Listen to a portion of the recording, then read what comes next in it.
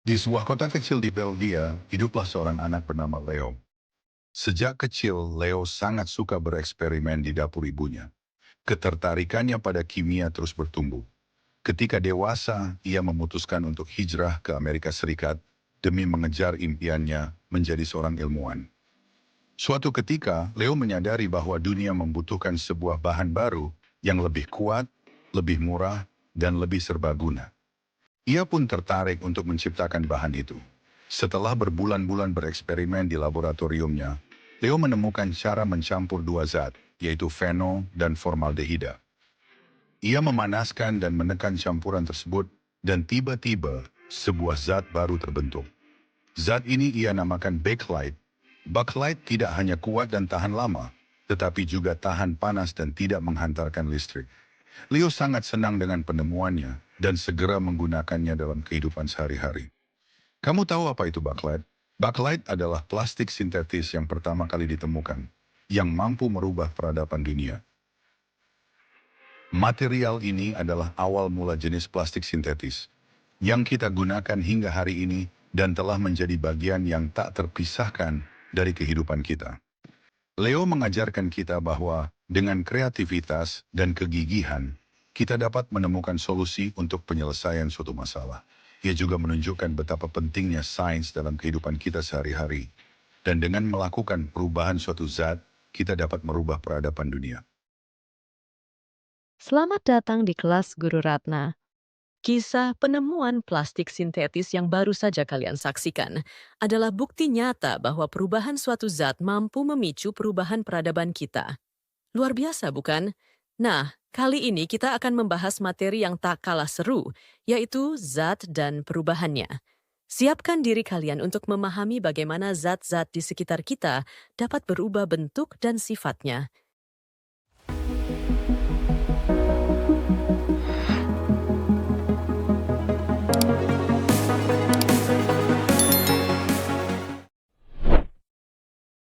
Setiap benda memiliki wujud zat dan model partikelnya masing-masing. Wujud zat adalah bentuk fisik di mana materi dapat ditemukan, yaitu padat, cair, dan gas. Sementara model partikel adalah representasi visual yang membantu kita memahami bagaimana partikel-partikel penyusun zat berinteraksi satu sama lain. Selain itu, kalian juga dapat melihat bagaimana partikel-partikel dalam zat padat tersusun rapat, pada zat cair lebih longgar namun tetap berdekatan, dan dalam zat gas bergerak bebas dan tersebar luas. Zat padat memiliki bentuk dan volume yang tetap karena partikel-partikelnya tersusun sangat rapat dan teratur dalam pola tertentu. Partikel-partikel ini hanya bisa bergetar di tempatnya dan tidak dapat bergerak bebas. Sifat partikel-partikel yang dimiliki oleh zat padat ini membuat bentuknya lebih stabil. Sifat kestabilan ini menjadikan zat padat sangat ideal digunakan untuk membangun struktur dan peralatan.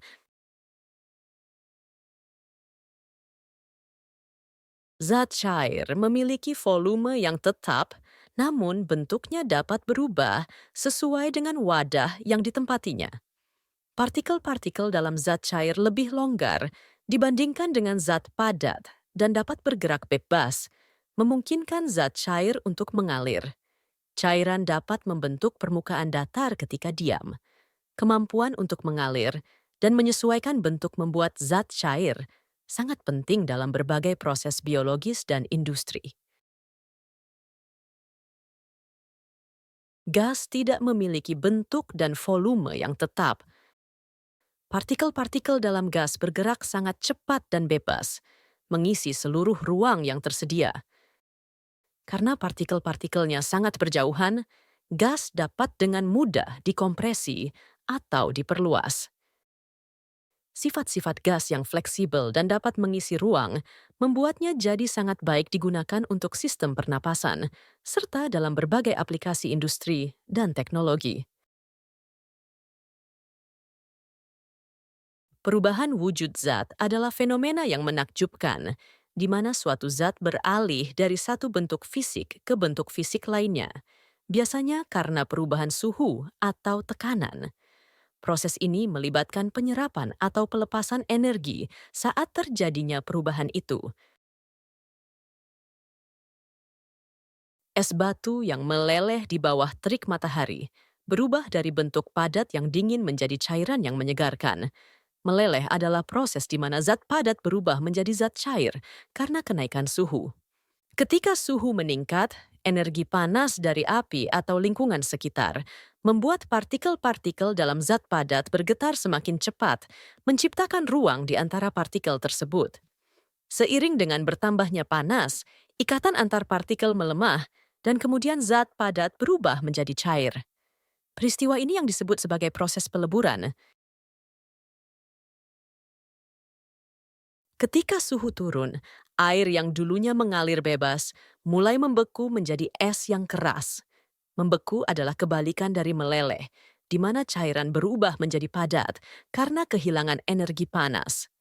Kita akan mendalami proses pembekuan, memahami peran suhu dan tekanan, serta mengamati bagaimana pembekuan memainkan peran penting dalam berbagai fenomena alam. Setiap kali kita memanaskan air di dalam panci, perlahan-lahan akan muncul gelembung-gelembung kecil di dalam air. Itulah yang disebut sebagai proses mendidih. Kemudian, gelembung-gelembung tersebut naik ke permukaan. Gelembung-gelembung yang merupakan zat cair ini berubah menjadi uap air atau gas dan dilepaskan ke udara. Peristiwa ini disebut sebagai proses penguapan. Saat udara malam bertemu dengan uap air yang ada di udara, uap air mulai berubah menjadi cair dan embun pun mulai terbentuk di permukaan dedaunan. Mengembun adalah proses di mana uap berubah menjadi cair karena penurunan suhu. Inilah proses pembentukan embun yang dapat kamu lihat pada dedaunan di pagi hari.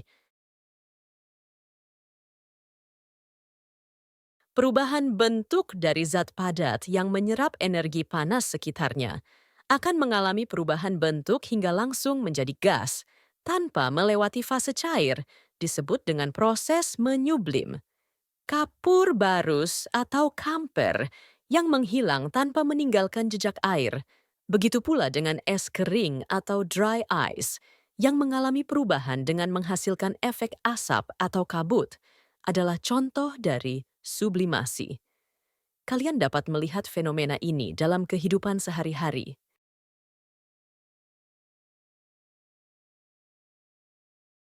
Mengkristal adalah proses perubahan bentuk yang terjadi pada material gas menjadi material yang lebih padat.